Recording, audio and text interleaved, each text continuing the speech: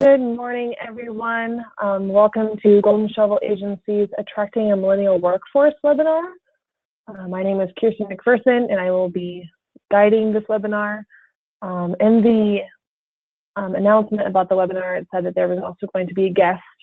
My guest was my dear friend, Amy Lynch, who is a generational, she has a PhD in generational studies. Unfortunately, she was not able to attend today because she's giving a TED Talk, which is a little bit cooler than just a general webinar. So what I'll probably do is try to send out that TED Talk to all of you as well. But she did give me some really great information. And so I just wanted to get that little housekeeping item out of the way as we're starting. A couple other things before we start. Golden Shovel Agency, for those of you who have not really interacted with us much, we are a communications and marketing agency for economic development. And then also, I just wanted to give a little note that the slides will be sent out and posted to our website, as well as sent in an email to all of you. So you will have access to this webinar, and you can be able to go through and view it again at any time. And then I left quite a bit of time for questions at the end, because I know this is a very, very hot topic, and hopefully a lot of you have questions at the end of this. And then also feel free to just type your message at any time, and then just bear in mind that I will be answering those at the end of the webinar. So with that being said, we'll get right into it. So who am I? My name is Kirstie McPherson, and I am a millennial, but I am also the marketing director for Golden Shovel Agency. I have my master's in behavioral economics. So that means that I like to make behavior changes in communities with a focus on economic development. And then how I got interested in the workforce conversations was through my workforce development certification from the National Association of Workforce Development. And so you can see that I am obviously a millennial in this photo. This is me from the past weekend. I love my coffee. I love photos and I love hashtags, but I really, really love it when I get all three of those in one snapshot. So this is my standard millennial photo. But I just wanted you to be able to know who I was. And then if you want to type in the comment box kind of who you are and where you're from, and even what generation you are, just so I know kind of who is out there, that'll also only be shown to me, so you don't have to worry about everybody else knowing your generation. It'll just kind of help phrase and frame the conversation a little bit more as we move forward. So what comes to mind when you hear generational terms such as millennials, Gen Xers, or baby boomers? Plus, how do you define them? So first things first, I know this is a little bit blurry, but this is the generations defined. We have several key generations, and the ones that we're going to be kind of talking about today are the millennials, Generation X, and baby boomers. When we think of baby boomers, there's a few things that stand to mind. The people that are iconic to you all as Bill Clinton and Meryl Streep, that's who you kind of were brought up to know. You went through things such as civil rights, the Vietnam War, the Cold War, and space travel. You actually are the generation that has the highest divorce rate and second marriages in history, fun fact. And then the American dream was promised to them as children, and they pursue it. As a result, they are seen as being greedy, materialistic, and ambitious. So that's just a couple general things when baby boomer generations are concerned. And also, I would like to preface this by saying that these are all studies and statistics throughout a very large variety of different areas, such as the Pew Research Center. Really, the generations defined sometimes will go about vary from several years on either end. So just kind of keep that in mind when you're doing your own research after this. But Gen Xers, you guys are pretty interesting. You are actually the first generation that will not do as well financially as your parents did. And a lot of that has to do with inflation rates. And actually, there was a very interesting study that just came out that says that now the most managers and leaders in corporations in America are actually being led by Gen X. They are the highest growing rate of managers in the US currently. Millennials, we are the digital era. So there's a lot of digital media, social media, various other components such as that. We hope to be the next generation and to turn around all of the next great generation and to turn around the wrong that they see in the world today. And also, millennials came as an age of periodic economic expansion. This is very, very important when you're talking about millennials, just because they saw the recession and a few other very important economic areas within our history. And the other important thing, and just kind of fun facts to know, is that they kept busy as kids.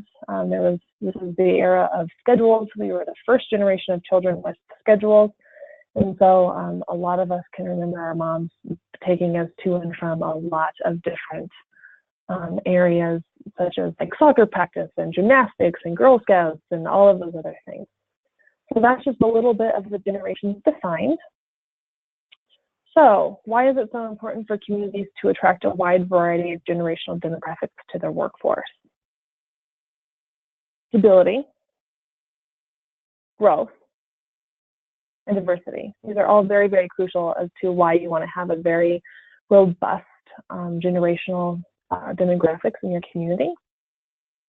So the millennial workforce is swiftly becoming the most prevalent demographic in the U.S. workforce today. By 2025, millennials will represent nearly 75% of the workforce.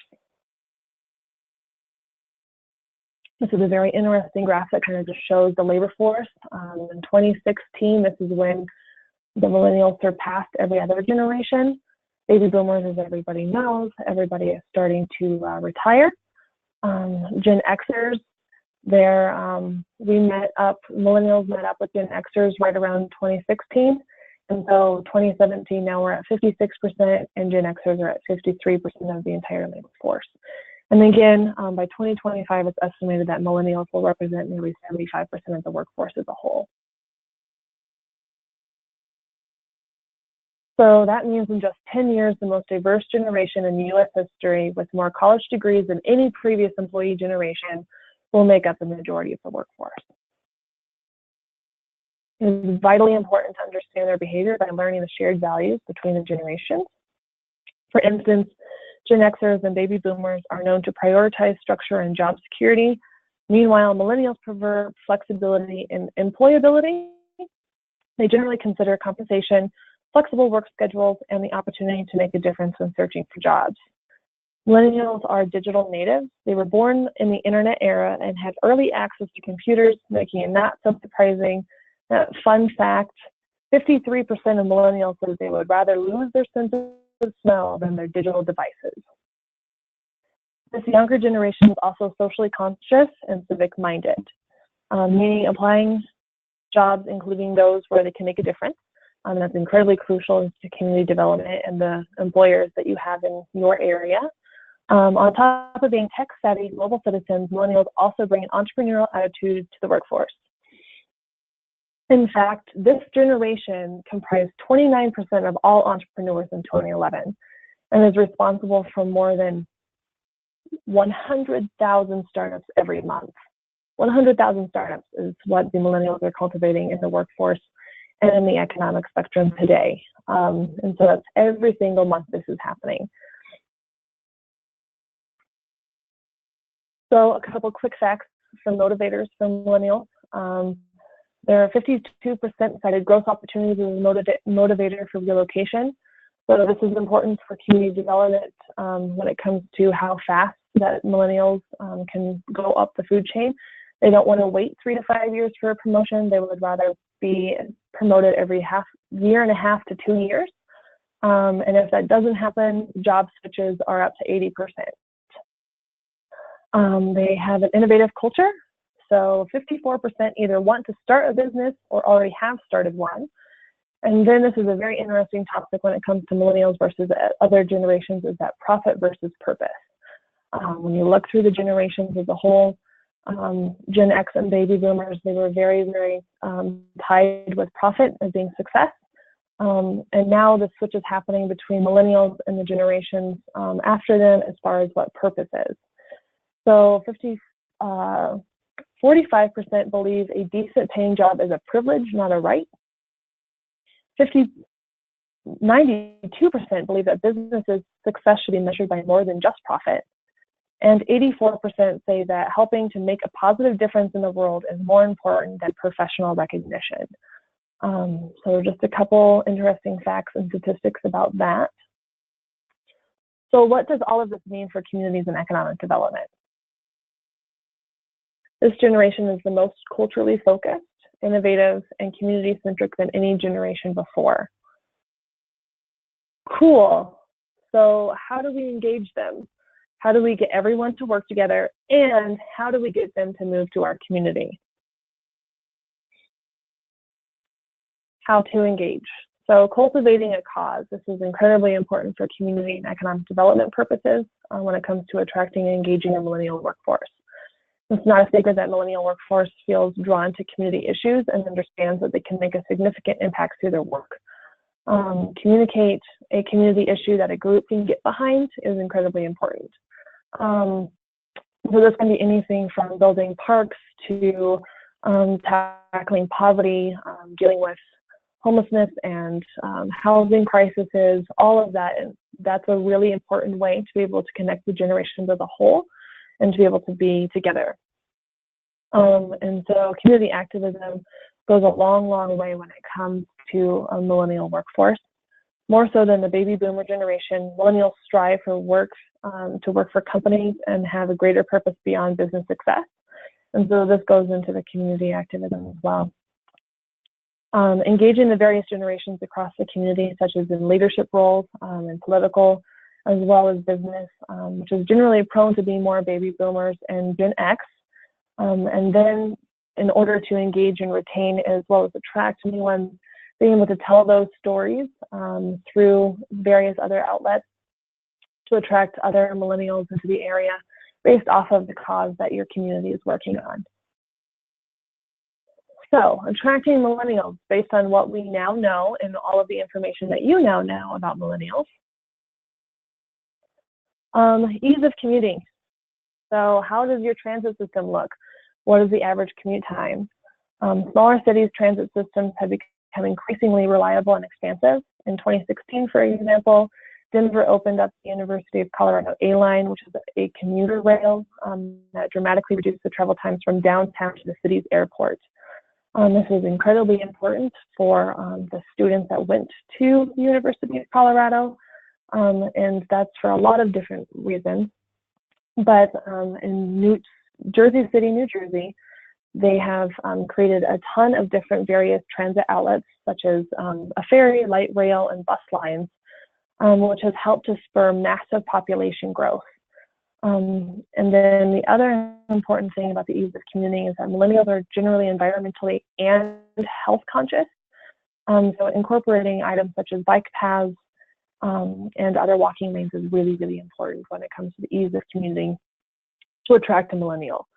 Abundance of affordable housing, this is incredibly important and an issue that every community faces across the United States right now, is making sure that there is affordable housing as well as enough stock of housing in your area. And bearing in mind, we are also now living in a minimalist economy. And so just when you're thinking of that, think of the tiny home movement and various other aspects like that, where people don't have as much. Millennials are actually the first people who are not buying homes as fast as other generations before them. The average millennial is buying homes at about 28 years old, where generations before it was more at 19. So that's a good thing to keep in mind. Smaller cities, I'll give you an example. So smaller cities like Tulsa, Oklahoma, outperform most major cities in terms of their affordable housing supply. In Tulsa, the median rent for a one-bedroom apartment is around $660 a month, less than 1/5 of the cost comparable unit to Manhattan. So when you're looking at the millennial workforce, and really every kind of generation is leaving those metro areas to be able to find a more open house and those open housing concepts. And so they definitely don't like to pay over half of their paycheck into a house. So when you're thinking of attracting millennials, just really look at your housing stock and what is able to be presented and how you can help to promote that when you're attracting this workforce. So a distinct quality of place is number 3. They want big city living in small places. So you don't have to live in a city in order to get all of the things that they want, such as entertainment. Most popular thing right now amongst the millennials is the farm to table and health conscious and food. So that's incredibly important as well. Increasing small to mid-sized cities have learned to cultivate the same dynamic and diverse quality of place with big city living. And then the other really interesting thing about the distinct quality of place is beyond just parks and placemaking. It is the startup innovation, it is the business culture, and it is the ability to make a community feel like their own. Keep in mind that a few of the major components about millennials is that they have innovation, and so they want to have that innovative lifestyle as well as that community impact and quality of life. Number 4, efforts to engage local talent, retaining graduates and young professionals. A very interesting kind of antidote here. So by encouraging millennials to become involved in the local economy, many small to mid-sized cities have been able to retain their graduates and young professionals. There are a ton of successful stories around this. A lot can be found in Richmond, Virginia, a city that saw the second highest growth in millennial population, nearly 15% from 2010 to 2015. And a lot of that had to do with a company started by Richmond natives called New Richmond Ventures that invests in local businesses that are often millennial run. I can tell you a personal story when it comes to retaining young professionals by engaging the local talent. We have a young professionals network in the community that I live in Northwest Colorado. We were able to retain a total of 27 young professionals over the last 2 years just by keeping them actively engaged in the community. And so we have a total of engagement of 125, and we have a young professional on every major board in the community as well as in local politics. So when you're looking at not only attracting a millennial workforce, but also keeping it, you have to make sure that they are engaged and they feel like their talents are being used. Number 5 is the involvement of local anchor institutions. This is a really interesting one just because a lot of the smaller places don't feel like they can attract those larger anchor institutions. So an example being is the Mayo Clinic. The world famous Mayo Clinic is a popular career destination for millennials, teamed up with its home city of Rochester, Minnesota to create a $5.6 billion economic development plan for attracting young workers with an interest in healthcare or STEM. So many small to mid-sized cities are looking to individual companies or other anchor institutions such as large universities, medical centers, real estate developers, or high-tech firms that quite literally anchor urban centers to the local institutions. This has had a profound effect on attracting and retaining millennial talent. So we're going to talk a little bit about a few innovative ideas to get you started. Number 1 is deliver an appealing reality. So we have heard a lot of talk in the news and a lot of just general conversations around economic development about creative placemaking. And so we are looking to deliver an appealing reality where rebranding isn't enough. So we have to make sure that cities have things like density, shopping, culture, diversity, walkability, and good transit. So a couple examples of this would be in a major downtown area to make sure that the density is there for potentially a community garden, and just a space that people feel like they can call home and that they can actively engage with other community members. Millennial generations are actually some of the first generations that have not, we were very, very protected, and we've seen a lot of things. So now we are trying to look and reach out more and have that personal connection with our communities and other members of the communities, just because we live in a very, very globalized society. And it's getting more and more difficult to have that one-on-one personal connection. So communities are now looking at creative placemaking in order to help draw in and grow that attraction for individual community development. 2, again, millennials are always looking for the values and something that they can culturally buy into that's going to make a positive difference. So as your community put the values on display, when it comes to your actual community, there's a lot of communities that will put their values up on their city hall or in a park and other areas as well. And so if you haven't already done so, I encourage you to do so, because this helps with community buy-in from every generational perspective, including millennials.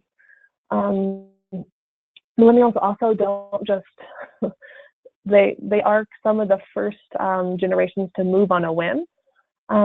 So if you have your community actively kind of promoted within when there's a potential visitor or something like that happening, then there's a lot higher chance of that millennial to be able to move.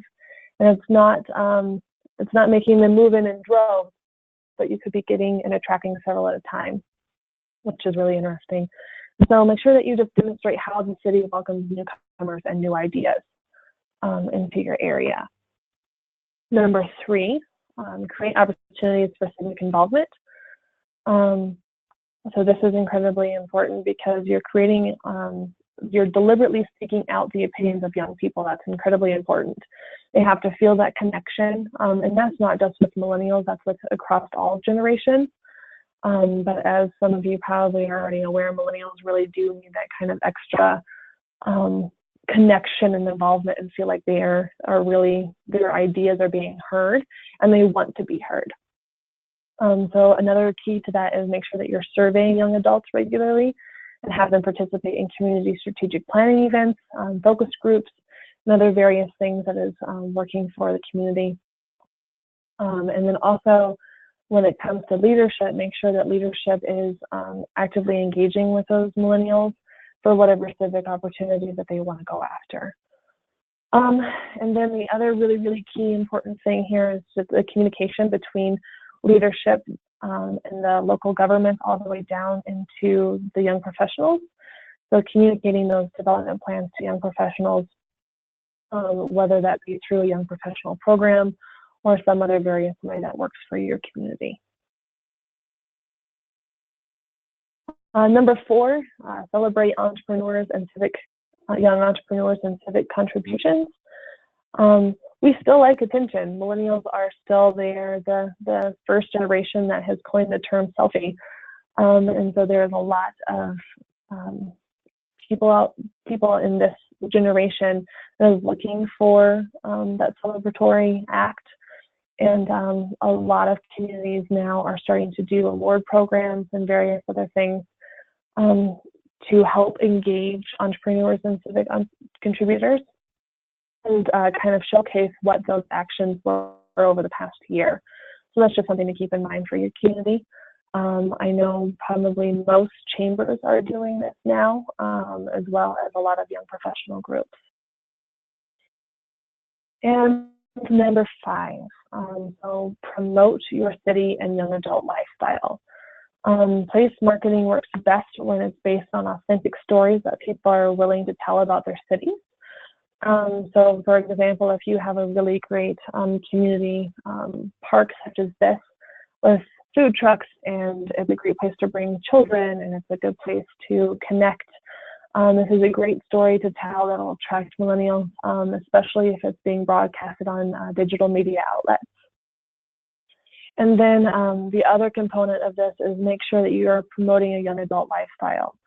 You want to embrace an active nightlife that is not worried about, where you're also not worried about scaring the soccer moms off. And there's always happy mediums to doing these things. But like I said, millennials are definitely more apt to wanting that robust culture that you can find in the metro areas while not being metro. So just make sure that when you are promoting your city, you're also promoting that young adult lifestyle that actively engages all of the generations and not just a focus on millennials. So I know that was only about 30 minutes, and I wanted to leave a lot of time for questions here. And so you now know everything you need to know about millennials in your community, so we can take a selfie. See, there's our selfie, Bella. So with that, I have 30 minutes. I know that that was relatively quick. There's a lot of data that was thrown at you, but I would really like to open up the floor for questions over the next 20 minutes. So we will wait for those to come in.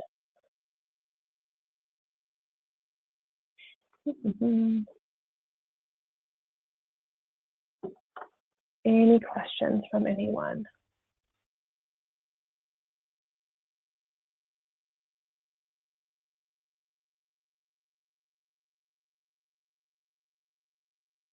So there's a lot of people asking, where will I be able to download this webinar? The webinar recording will be sent to you, and it will also be available on our Golden Shovel website under webinars. You can access all of our current, past, and upcoming webinars. Okay, so how do you advertise job openings for millennials? That's a really great question. Millennials don't often read newspapers or any postings like that. And if you're trying to attract new millennials into your community, the digital landscape is the best.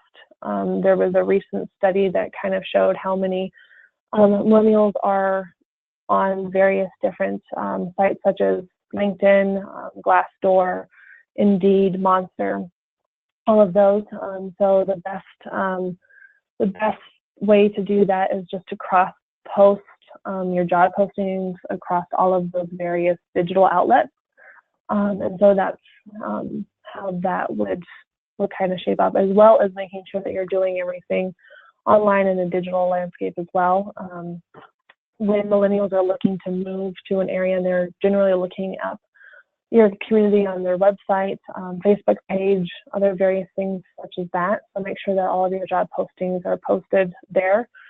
And then if you're looking for a current millennial in your town to apply, just make sure that you are actively engaging them anyways in your community and that they feel like they are being listened to, because once you have that engagement, they will be more apt to apply for those positions. What are some examples of communities that have been What are some examples of communities that have had success with creative placemaking? Nancy had this question. So there's a lot of communities who have had success in this. One of them is actually Tulsa, Oklahoma. They have a really great placemaking. Montana has done a lot of really great placemaking. And so placemaking, again, is more than just parks and various other outlets. There's a lot of different aspects with placemaking because you want to control the environment. So you want to make it seem like it's a great place for communities to be able to come and gather together. And so another really good example of community placemaking is Huntsville, Illinois. That's the picture that I showed you at the end. They have some really great ones as well. And I can send you some other examples if you would like. Just send me an email at the end of this. Okay, wow, we have a lot of questions. You guys are great.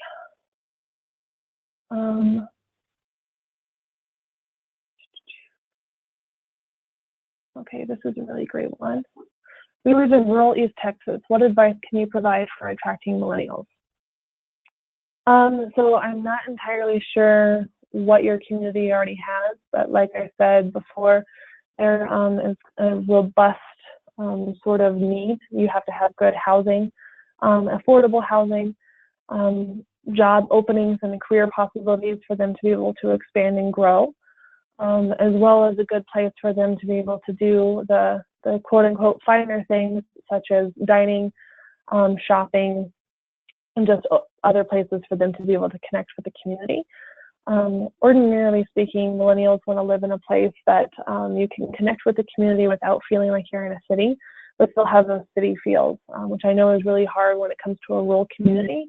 So my best advice for that is somebody who lives in a rural community is just make sure that you have kind of those standard things such as affordable housing, or opportunities for affordable housing, and then growth potential for those millennials, as well as creating a space that helps them feel like they are building up their own community. This question is, would it be good to put a millennial in charge of a volunteer program, or do they want their managers to manage?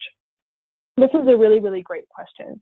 And this is a question that a lot of larger corporations are having all the time as far as how to interact with millennials and the other generations. Millennials, again, like to be innovative. So if you can put them in charge of a volunteer program, that's great. They will succeed in that if you let them be innovative with how they're doing that. Millennials are also very, very prone to wanting mentorship. So make sure that there's some sort of mentor program available for them if you're doing that. But they don't necessarily want their managers to manage. And that kind of varies across the board when it comes to the different demographics, because there's, of course, always those few people who would rather follow, not lead, just like there's always those people who would rather lead, not follow. So the best sort of advice that I can give here when it comes to this is, if I were you, I would open it up to be in charge, for a millennial to be in charge of this program, for a volunteer program, but also make sure that there is some mentorship available, and then also don't micromanage so much and let them be innovative with what that program looks like. Okay, as a millennial, how is the adjustments to real world and work-life balance handled? I see the job hopping. Do millennials adjust to reality? Old guy question.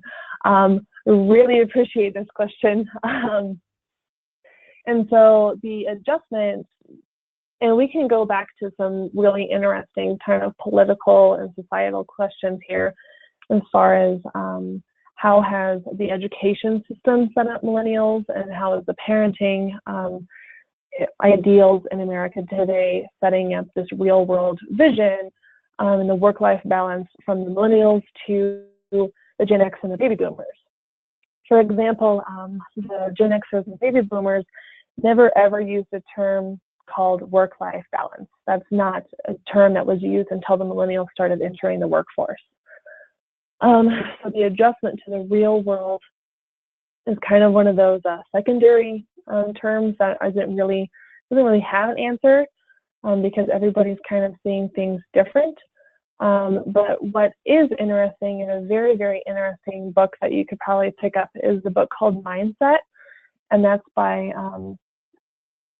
Carol Overick, I believe, is what the book Mindset. I'll also make sure that I put this on the slides before it gets posted.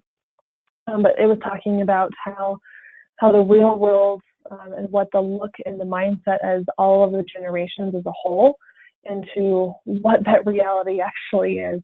Because the reality for the millennials is when we are in our 40s or 50s or about ready to retire, there's going to be a whole nother generation that we're going to view as having a different real world outlook and a reality. And so the generations as a whole have to kind of start adjusting to what that looks like. This is also a good question. Email is not a valued communication for millennials. That is true. That is true in a lot of aspects.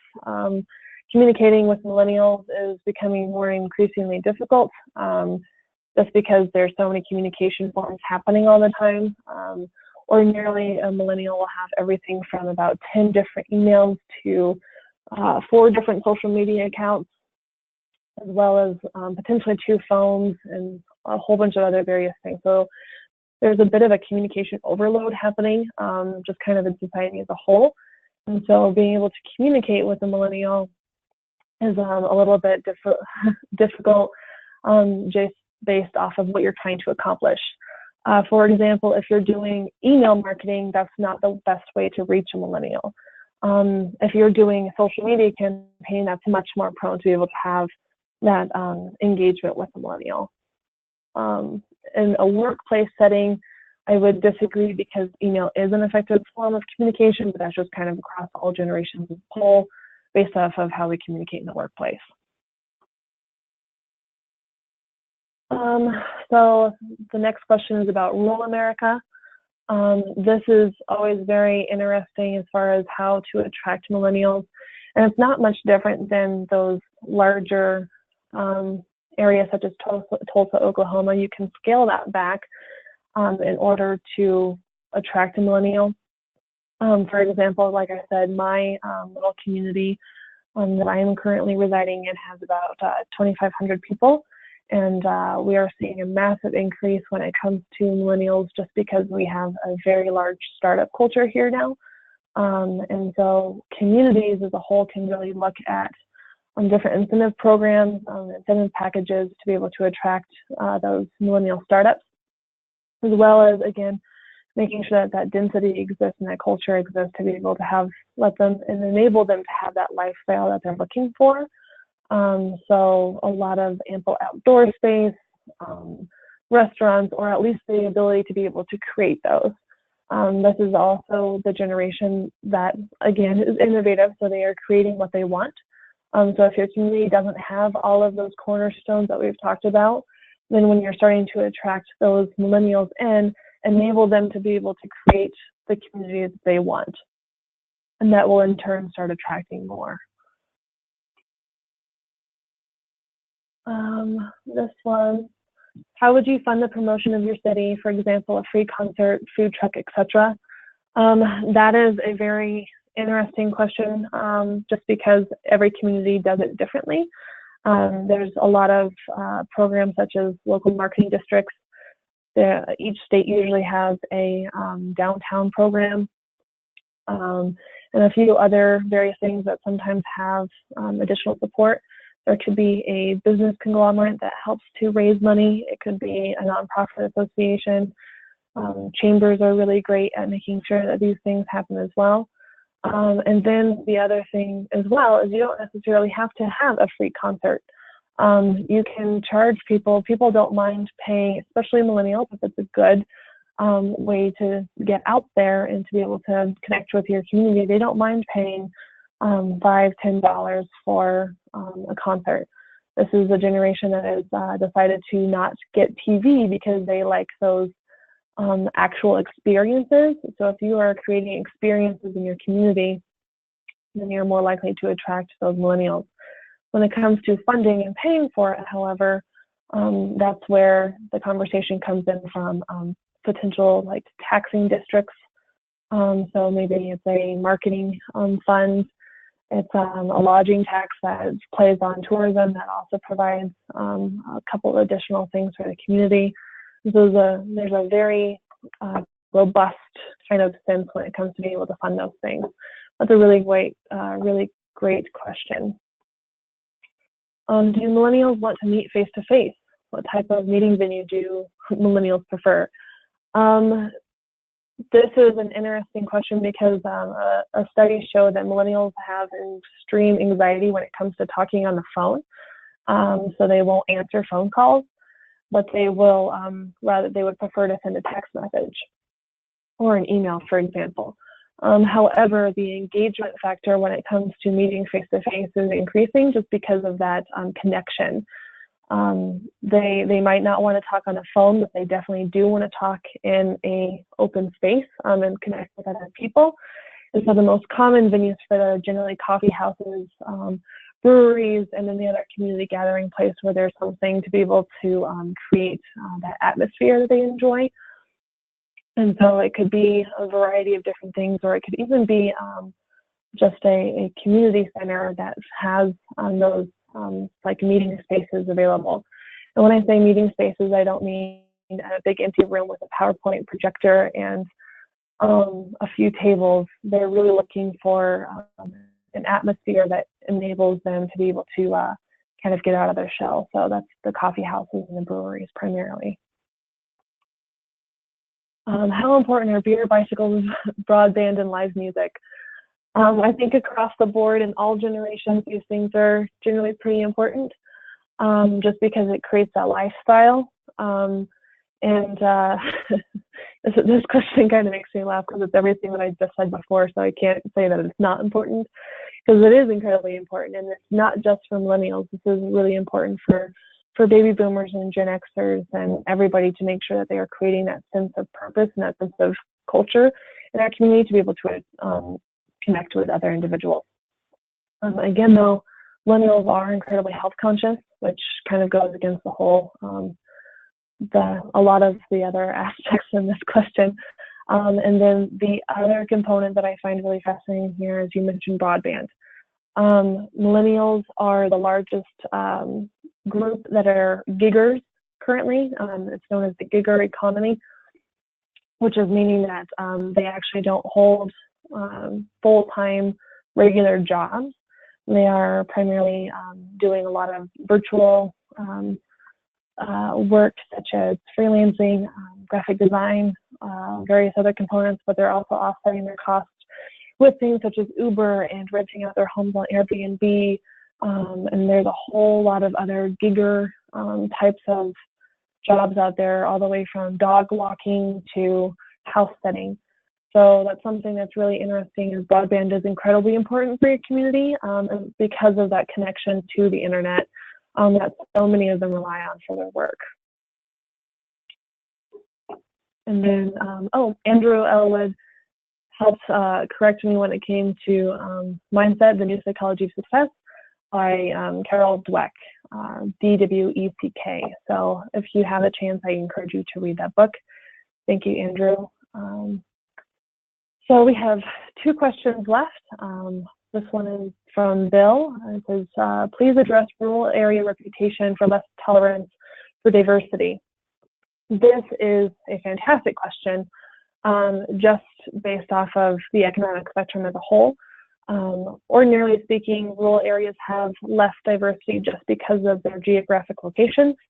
And so that's a major component here. The cities obviously have a larger diversity because of their locations and their just ability to be able to be there. And then the rural area reputation for less tolerance for diversity, that's not necessarily something that is true per se, it's just perceived. And then this is really something that community activism and community tolerance sets the tone for. So for example, if there is an ideal that the community doesn't accept a certain diversity, or they don't feel like they are diverse, then the community as a whole can kind of look at what that actually means for them. And by no means does it mean that you have to start, each community is diverse in its very own right. Maybe it's diverse when it comes to education. Maybe it's diverse when it comes to different forms of housing, education, various other things like that. So there's a lot of really interesting things when it comes to that, and we can have a whole nother webinar about diversity when it comes to economic areas. What I will say is millennials are looking for, and they see less when it comes to diversity than any other generation. And so that's something to just kind of keep in mind when it comes to community development, is that they are looking for diversity not only for themselves, but as a potential place to raise their own families. So just keep that in mind when it comes to that question. Final question is, what form of social media is the most appealing to millennials? This is interesting because it changes all the time. It used to be Facebook, and now Facebook is not something millennials use as much. Snapchat is something that everyone uses, and Twitter is still a primary feed. There are a total of something ridiculous like 500 plus social media outlets available to the population today. But the main ones to keep in mind right now, as it stands at least, is Facebook, Twitter, Instagram, LinkedIn, and Snapchat. There's not really one primarily over the other, and there's actually a huge drop-off happening with the generation under millennials when it comes to their activity on social media. So this is something that's changing all the time, and that's just something as an economic developer and marketer that we're always watching, and so that sparks a very interesting question as well. We have a few minutes left. Is there any other questions that I can help address? Again, this will be available to you online. at any time.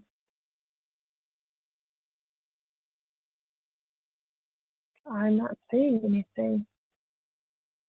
Excellent. Well, I appreciate all of you being on here. I hope you enjoyed the webinar.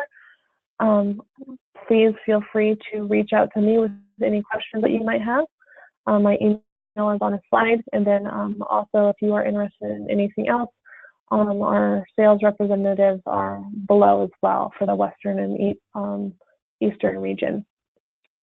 So with that, I appreciate all of you joining me today, and we're looking forward to seeing you at our next webinar next month, which will be about virtual reality and becoming an elite economic developer. So thank you so much.